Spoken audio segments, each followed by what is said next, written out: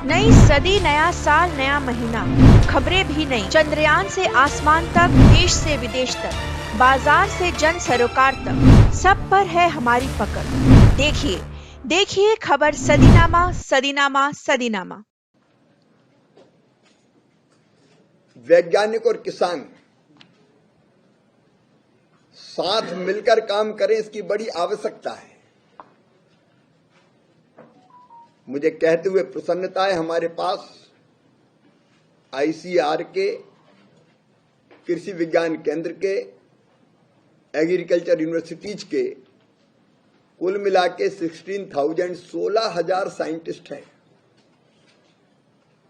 हमारे पास साइंटिस्ट हैं जो रिसर्च करते हैं, शोध करते हैं, लेकिन ये रिसर्च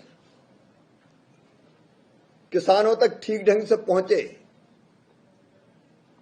इसकी प्रभावी व्यवस्था में कमी है। और इसलिए इस बार तय किया है कि खरीफ की फसल के लिए ही, खरीफ की बोनी 15 जून के बाद प्रारंभ होती है हमारे यहां, मानसून के बाद आमतौर पर। हमारे ये सारे वैज्ञानिक, इनकी 4 वैज्ञानिकों की एक टीम बनाएंगे। इनके साथ राज्य के कृषि विभाग का अमला जुड़ेगा, केंद्र सरकार के कृषि विभाग के साथी भी जुड़ेंगे, प्रगतिशील किसान जुड़ेंगे, और ये 15 दिन के लिए खरीफ की फसल में उत्पादन कैसे बढ़े, अच्छा बीज, बेस्ट प्रैक्टिस, उनको कैसे लागू करें, इसके बारे में किसानों से संवाद करेंगे।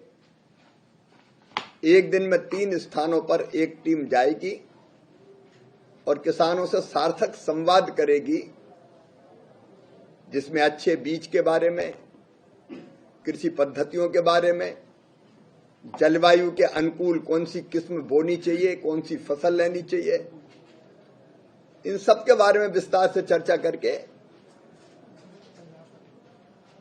किसानों को ये दिशा देने का काम करेंगे। और किसान मेहनत करके खरीफ के उत्पादन को और बढ़ाने में सफल होंगे। इसका विस्तार से कार्यक्रम हम लोग बाद में जारी करेंगे। लेकिन वैज्ञानिक और किसान एक साथ कृषि विभाग के साथ मिलकर काम करेंगे, ये फैसला किया है। जहां तक खरीफ में बीज का सवाल है, बीज की आवश्यकता है 164.24 लाख क्विंटल, और हमारे पास पर्याप्त बीज है 178.48 लाख क्विंटल। ये सभी राज्यों ने जो मांग की है, उसके आधार पर हम ये उन्नत बीज उपलब्ध करवा पाएंगे। खुशी की बात यह कि सीड रिप्लेसमेंट की दर अब लगातार बढ़ रही है। पहले किसान परंपरागत बीज बोते रहते थे, लेकिन अब जरूरी है कि 10 साल अगर हो जाते हैं तो बीज में वो गुणवत्ता नहीं रहती, इसलिए 10 साल के पहले सीड बदल देना चाहिए। वो बदलने की प्रवृत्ति अब तेजी से बढ़ रही है। उसके लिए भी मैं राज्यों को बधाई देता हूं। आज हमने खाद की उपलब्धता पर चर्चा की और मुझे कहते हुए संतोष है कि देश के किसानों के लिए यूरिया, डीएपी, एनपीके इत्यादि खादों की जितनी जरूरत है, उसकी पर्याप्त व्यवस्था की गई है।